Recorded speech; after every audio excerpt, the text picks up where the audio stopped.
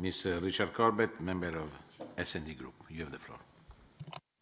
Thank you, Madam Candidate. In trying to engender a widespread public debate on the future of Europe, we will inevitably come across the problem of certain politicians who deliberately mislead, give fake news, and sometimes outright lies about how the European Union operates, what it actually does, and how it works.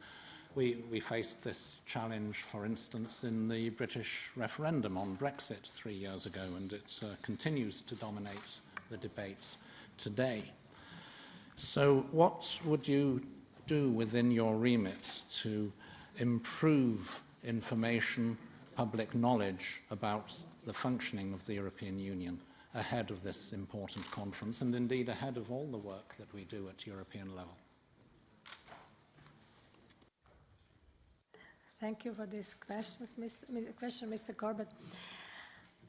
It's hard to prevent someone from talking, since we are open and we are open societies and everyone can talk, you know. Of course, we are not in favor of spreading disinformation. Nobody is in favor of that, and I'm against disinformation.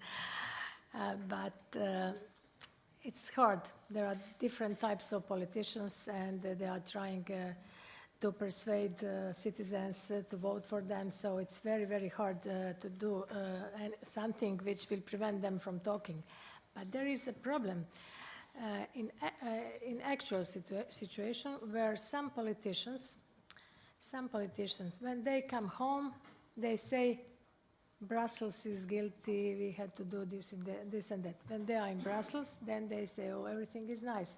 This is another problem, because they have a different attitude when they are at home and different attitude when they are in Europe. And then they are spreading, in fact, this bad news about European Union. So we will try to be open, honest, frank, and talk to people. So, but I don't see some instruments which can protect. I won't mention some of your fellow citizens or our colleagues who are trying to persuade people, and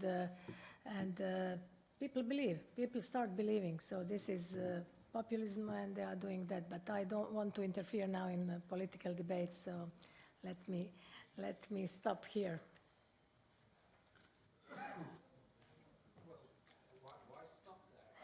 Tempted to ask you, how would you deal, for instance, with if it were, for instance, the Prime Minister of a member state who is a prime source of fake news and misinformation about the European Union? How do you recommend dealing with that? This is what I was saying, that some prime ministers of member states do this. I know that they do it, but you know, they are free people and they can talk whatever they want until citizens believe in them. So only, you know, I said it's only. I said we want to change.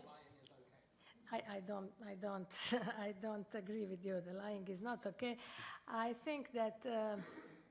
It's hard to stop them, you know, because they have different channels nowadays. When you have a social media, everything is open. They can talk whatever they want, and it depends on citizens if they believe or they don't believe. So it will be hard to stop them. But I think with our Conference of Europe, under this scope, we can talk about this. We can see.